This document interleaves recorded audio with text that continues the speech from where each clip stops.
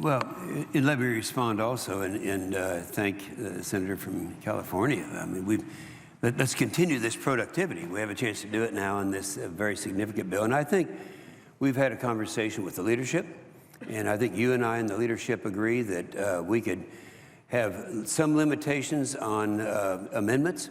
But see, I've been over here asking for our members to bring amendments now several times. Actually, we started this about 3 weeks ago, and I don't have them in my hands yet. So I would suggest, since we have this tentative agreement, that all amendments would go through the managers, that's you and me, that we go ahead and say they have to be germane, and if they're not in by noon on Friday, no more amendments could come in. It just seems like we always have to have deadlines around here to get things done. So I will be proposing that after I make a few remarks. And I think that our members can depend on that being a condition.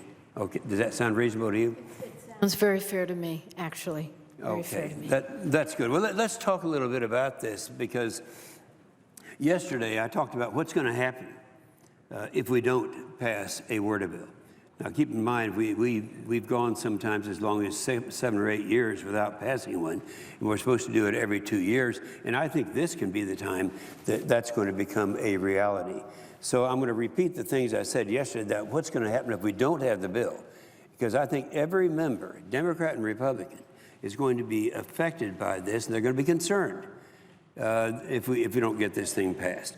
First of all, there are 29 navigation, flood control, and environmental restoration projects that are not going to happen. They're not going to happen unless we pass this bill.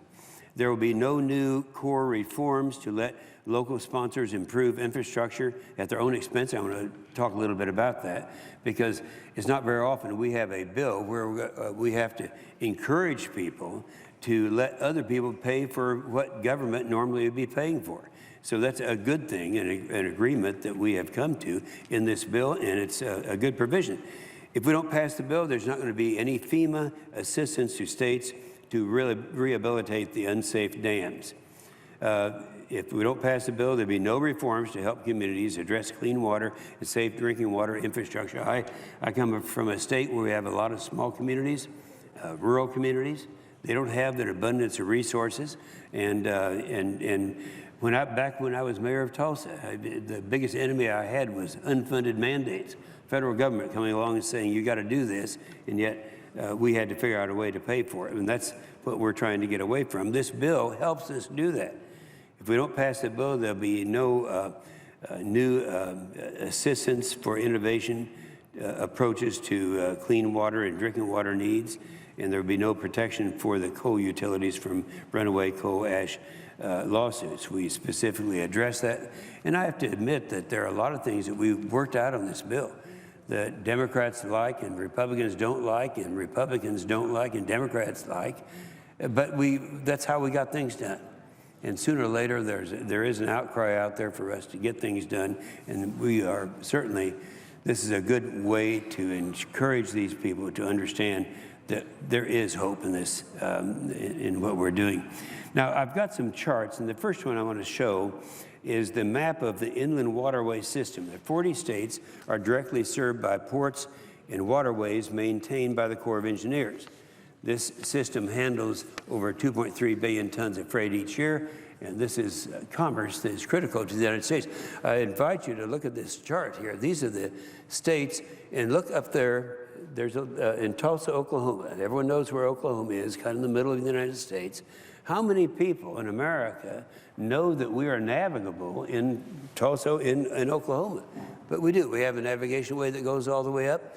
We're fighting to keep the navigation way strong. That's what this bill is all about. And so if you look at all the things that are being serviced here, this is what this bill is all about.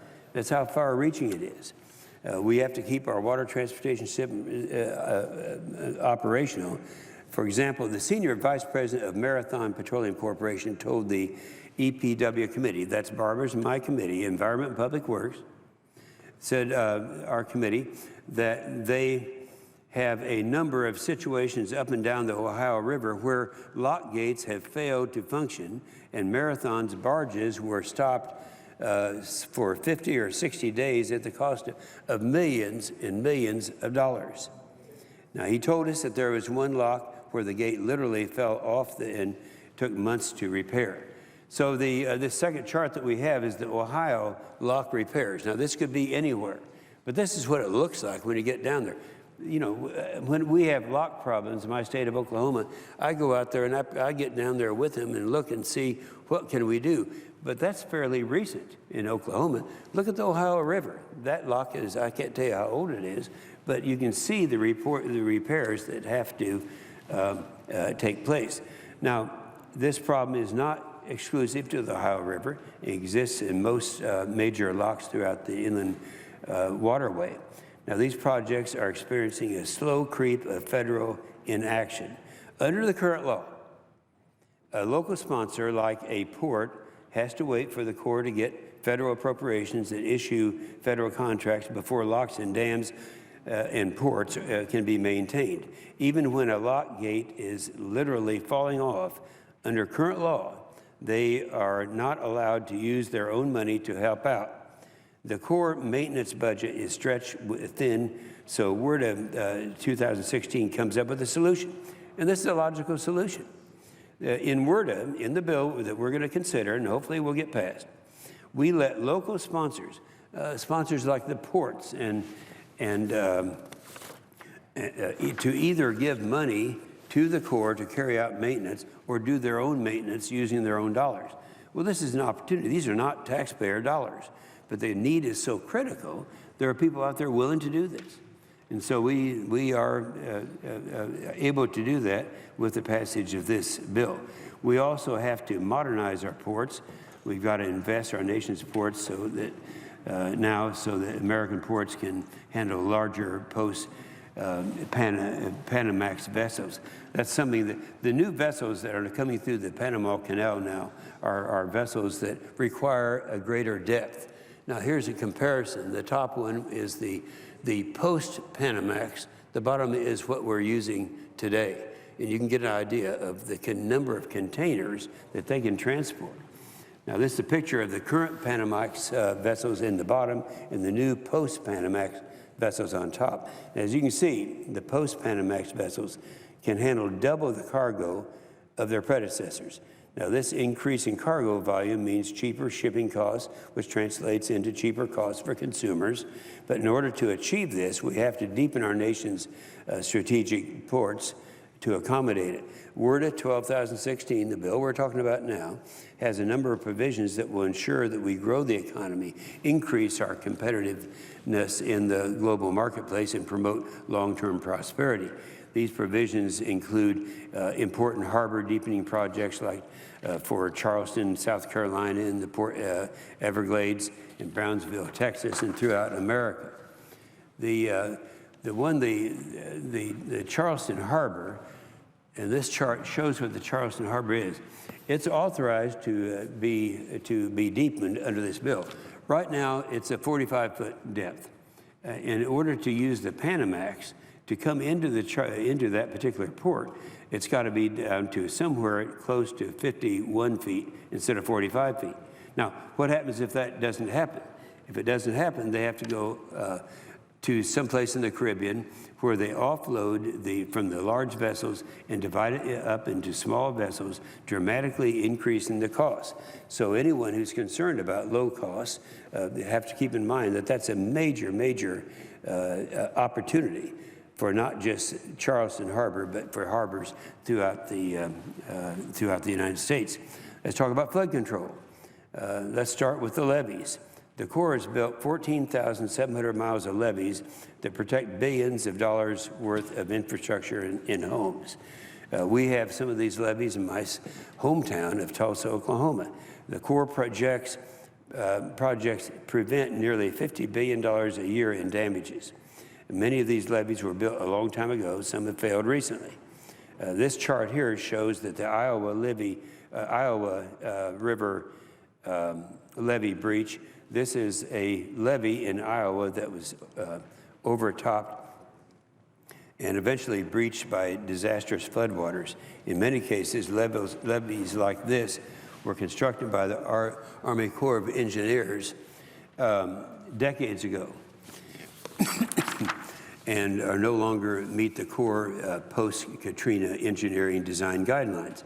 Also, FEMA has decided that many of these levees don't meet FEMA flood insurance standards. And even though they own the levees, a levee district needs permission from the Corps to upgrade a levee to meet FEMA standards. Several members of this body have told me that their local levee districts are caught up in a bureaucratic nightmare when they try to get that permission from the Corps. Well, you shouldn't have to do that. Everyone benefits from this. So in WRDA in 2016, we are streamlining the process to allow levee districts to improve their own levees using their own money to do it.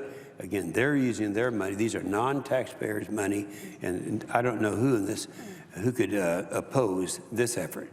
There's also an issue with how the Corps rebuilds levees that have been damaged by a flood. Right now, the Corps will only rebuild to the pre-existing level of protection, which may be inadequate and may not meet FEMA standards. So what we're doing, it was Einstein who defined insanity by doing the same thing over and over again and expecting to have different results. To stop this insanity of wasting federal dollars by rebuilding the same inadequate levee over and over again, WRDA 2016 allows local levee districts to increase the level of flood protection at their expense when the Corps is rebuilding a levee after a flood. Now no one can argue with that one. So let's talk about dams. According to the Corps National Inventory of Dams, there are 14,726 high-hazard potential dams in the United States. Well, a high-hazard potential dam is defined as a dam that will result in the loss of lives.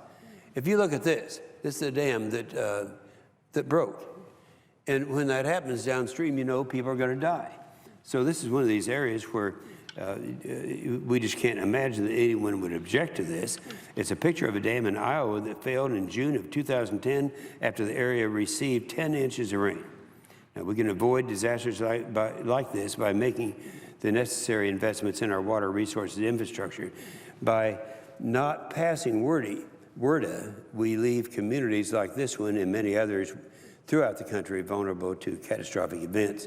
WRDA 2016 helps avoid disasters like this by providing 2 new dam safety programs. Now keep in mind, we're talking about right now 14,000 high hazard potential dams, life-threatening dams, 14,000. One of the is operated by FEMA to support state dam programs, and one is operated by the Bureau of Indian Affairs to support tribes. So those are the 2 efforts that we are making. Hurricane and storm damage risk reduction projects in South Carolina, Florida, North Carolina, New Jersey, Louisiana, California, and flood risk management and environmental restoration projects in Illinois, Wisconsin, California, Florida, Oregon, and Washington. So this is all over the country. So we talk about the EPA clean water and drinking water mandates. Communities around the country are trying to keep up with more and more of the federal mandates coming from the EPA. I had to deal with this when I was mayor of Tulsa. It was the unfunded mandates that was the greatest problem that we had. And one of the goals I had in coming to Congress was to stop the mandates, and we thought we did that at one time. Well, this is going to be a great help.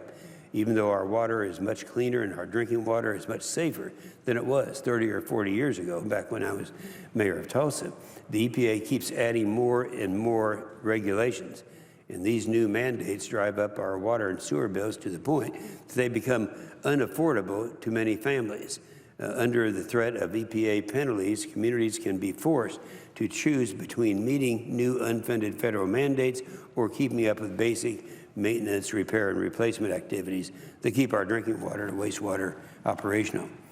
Our 7th chart here is the Philadelphia main break that took place. If we don't maintain our infrastructure, it will fail like this water main in Philadelphia. If we don't replace our infrastructure, aging sewer pipes will leak and result in sewer overflows. we even still have communities that lack basic water and sewer services.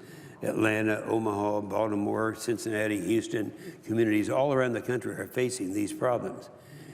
Then the tunnel boring machine for DC's $2.6 billion sewer project chart. This has a picture of it right now. You can see what is involved in these. These sewer projects are huge. They're very costly.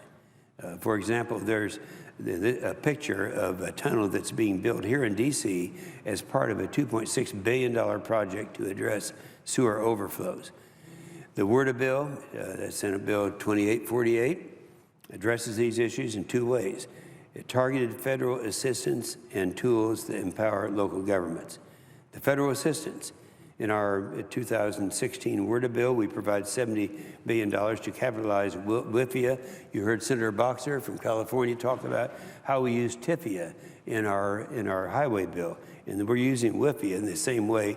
And this provides just $70 million in federal funds can provide up to $4.2 billion in secured loans.